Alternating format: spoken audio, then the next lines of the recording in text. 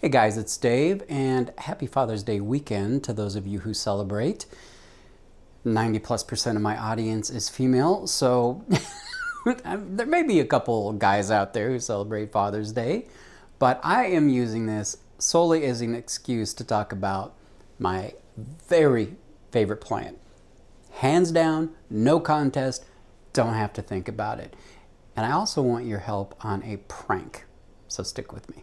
Presenting the scale of this plant is not easy when I'm standing in front of it because I look like, the kid holding the fish out for the photo, and it really diminishes how strikingly large this plant is. In 2 years, I grew a plant from a 6-inch container to this. And by this, I mean a plant that is 4 feet from top to bottom, 4 feet from side to side, and 3 foot on the diagonal. Now, it was a beautiful plant in its 6-inch container, so it was, I don't know, how long is this? a foot and a half tall, but, small, contained. And it was in a normal soil type substrate. I mean, think like garden soil.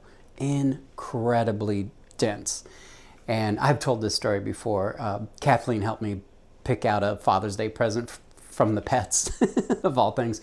But when we bought it, the owner of this really neat nursery, who's a very friendly guy, he wasn't having a good day. We were interrupting his lunch, and his comment was essentially, "Good luck growing that," kind of thing. He should see me now. But, it's a plant that I had not particularly wanted. It was, you know what? I don't know if it was popular during lockdown. The views on videos about this plant were incredibly popular, but maybe people watched anything.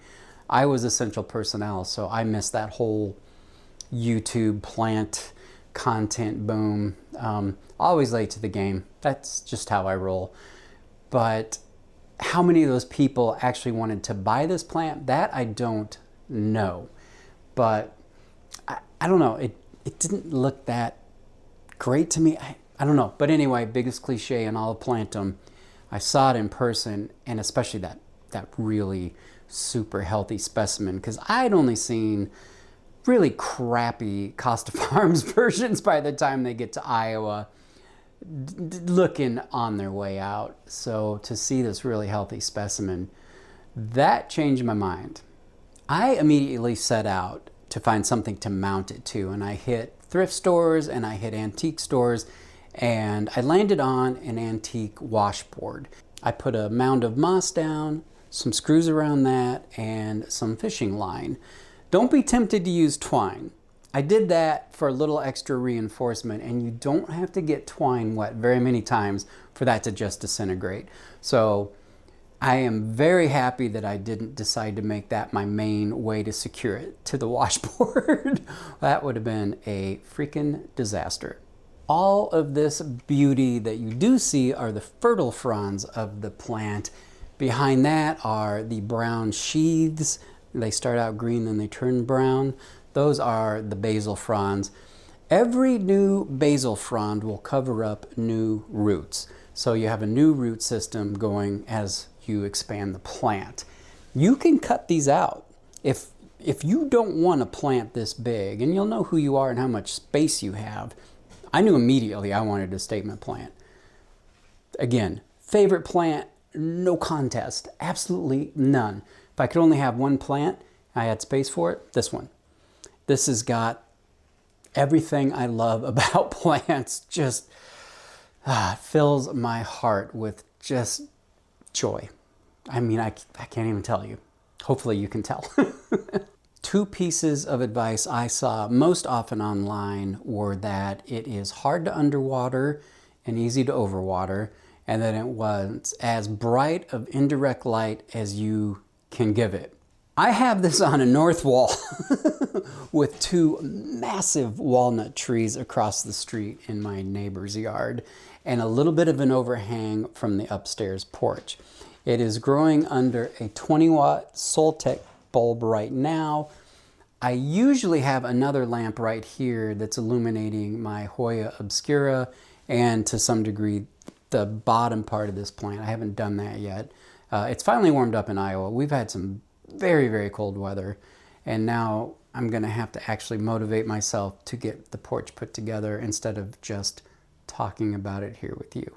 I am not suggesting that the light I give this is a good course of action. I said the same thing with my Ficus benjamina, which is growing in lower light than anyone has ever grown one and looking gorgeous. Same with this plant. I'm sure that this scam likely, yeah, no doubt. I'm sure this would do better in higher light. I don't know. Now in the winter, I move it right next to a west window, but it takes forever for the sun to get onto that side of the house. And of course the sun is way south. So it gets some bright light, but briefly, if that makes sense.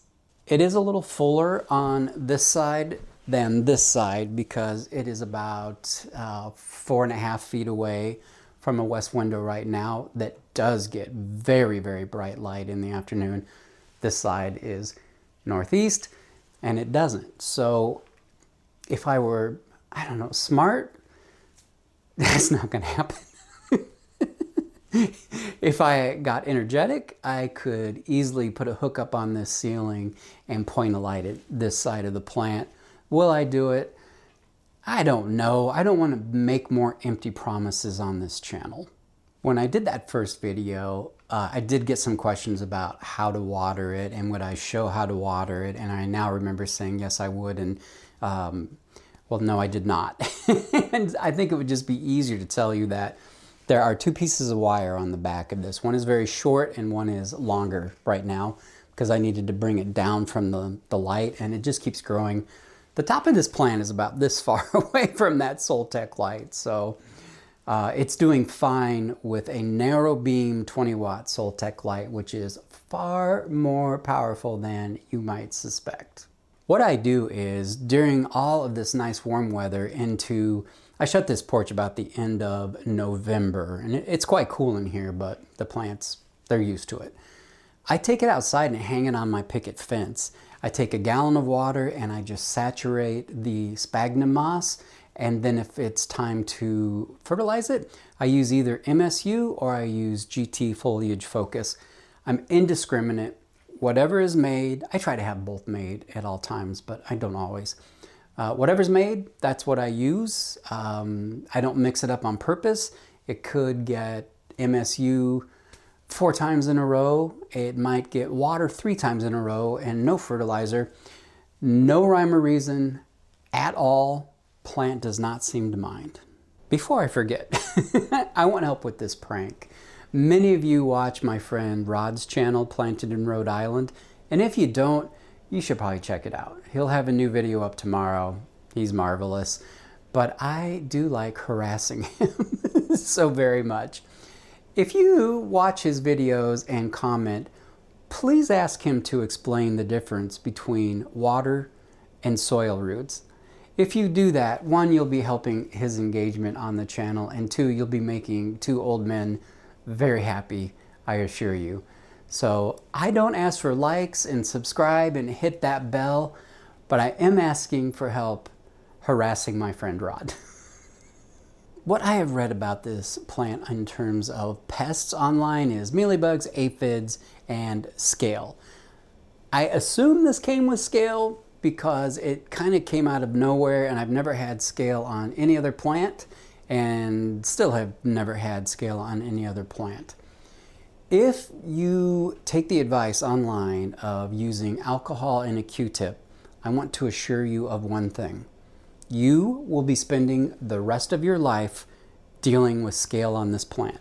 Now, an enormous plant like this dealing with a little bit of scale and just doing that kind of spot check, it's going to be fine. They leave little marks on the fronds, not a big deal. This is an enormous, very, very healthy plant. If you want to eradicate-ish or cut them down to almost 0, you're going to need to use a systemic. And I get all that moss wet, I get in between all the fronds wet, I sprinkle the granules, and that has worked marvelously well. I didn't for the first year do that because I think I'd read on the Bonide systemic granules that I don't know exactly their wording, but it was like helps keep it in check basically. I don't know what's wrong with me, but my brain processed that as it doesn't work. Well, it was just constant. I was constantly taking my little Q-tip and, you know, it's a pain. The other thing with running a Q-tip across this pubescent leaf is that fuzz will rub right off and it's not coming back. So if you do it with your shoulder and playing around in the plant like I've been doing, you'll lose some of it, moving it through the house, etc. to water it. That's not a big deal, but if I can avoid that by not using a Q-tip constantly, I want to. But if I can actually knock back the scale, like in a significant way, yeah, systemics is where it's at. I do clean this rugged beauty. I do it like every other plant in the house with that do-it-yourself spray. And I do that, in the summer, probably once every 3 or 4 times, so about once a month, I would say. I'm watering this plant once a week if I'm on my game, every 10 days if I'm not. As it warms up more and more and more, afternoon light comes in this room, especially when the sun begins to take a lower angle than it is right now, so later in the summer, this will dry out faster. So I might be watering it every 5-6 days. In the winter, I would say it was getting watered, and I didn't mind leaving it a bit dry since it's not in real active growth, although it never completely stops. Probably every 10 days or so, if it's really cold, and that's a very cold room, by the way. It gets down to low 60s in the winter. Yeah, every couple of weeks sometimes. Not for this video, but I am going to have to remount this. The sphagnum moss is getting old. I didn't use the highest quality stuff that I'll be using Best Grow Premium on the next go round. But kind of more to the point, there was a very yellowed frond, and when they are completely dead, you can just pull them off. So I gave it a good yank, and no, it was not ready to come off, and I dang near jerked my plant off of the mount. So it'd be a good time to just get rid of the old medium, provided some new. I don't think I'll be downsizing this plant. I know I will not be downsizing this plant.